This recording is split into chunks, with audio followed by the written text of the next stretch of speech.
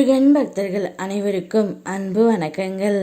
என் அன்பு குழந்தையே, உன் உயிரான உறவு ஒன்று ஒரு கேவலமான விஷயத்தை ஒன்று செய்து உள்ளது.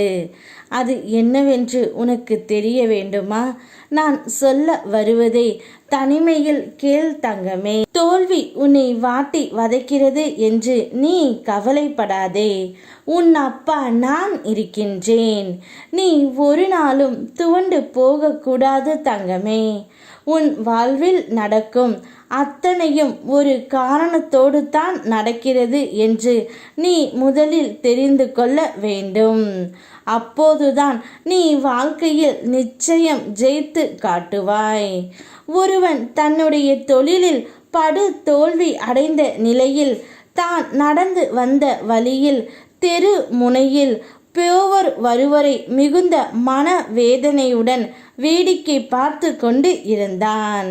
அப்போது எதிரில் உள்ள குப்பை தொட்டியில் ஒருவர் தனக்கு தேவையான பழைய பேப்பரை எடுத்து சாக்கில் நிரப்பி சென்றான்.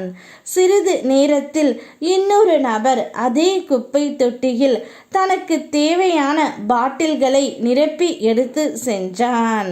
மீண்டும் ஒருவர் தமக்கு தேவையான பழைய பிளாஸ்டிக் தட்டு பேப்பரை எடுத்து சாக்கில் நிரப்பி சென்றான்.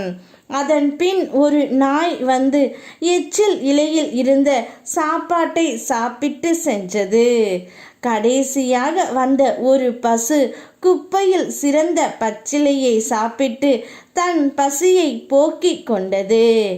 இதை பார்த்த படு தோல்வி அடைந்த அந்த நபர் கூறிய வார்த்தைகள், ஒரு சிறிய குப்பை தொட்டியில் இத்தனை பேர் பிழைத்து வாழ்கிறார்கள் என்றால் இந்த பறந்து விரிந்து கிடைக்கும் இவ்வுலகில் நாம் எப்படியெல்லாம் பிழைத்து வாழலாம் என்று தன் மனதை திடப்படுத்தி கொண்டு இனி தனக்கு தோல்வியே கிடையாது, இனி வரும் காலங்கள் பொற்காலமே, மிக பெரிய வெற்றி என தன்னம்பிக்கையுடன் தன்னுடைய பழைய தொழிலை அவன் செய்ய தொடங்கினான்.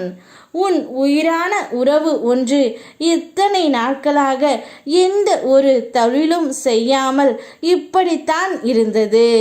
அவருக்கு நான் உண்மையை எடுத்து உரைத்த பிறகுதான் இப்பொழுது மீண்டும் தொழில் செய்ய இறங்கி இருக்கின்றது. உன்னிடம் பொய் சொல்லி கேவலமான விஷயத்தை தான் உன் துணை இத்தனை நாட்களாக செய்து கொண்டு இருந்தது.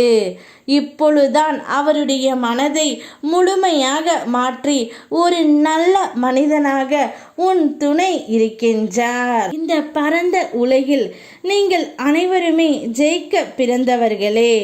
யாரும் யாரிடமும் தோற்க பிறந்தவர்கள் அல்ல தங்கமே. அதை மட்டும் முதலில் நீ உன் நினைவில் வைத்துக்கொள்.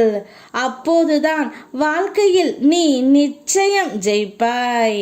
நான் சொல்ல வேண்டியதை சொல்லிவிட்டேன். இனி உன் துணையை நீதான் பார்த்து கொள்ள வேண்டும். இனி உன்னுடைய வாழ்க்கையில் மன உளைச்சல், துன்பம், கஷ்டம், கவலைகள் இவை அனைத்தையும் முதலில் தூக்கி எறி. நான் இருக்கின்றேன், யாம் இருக்க பயமேன். ஓம் முருகா.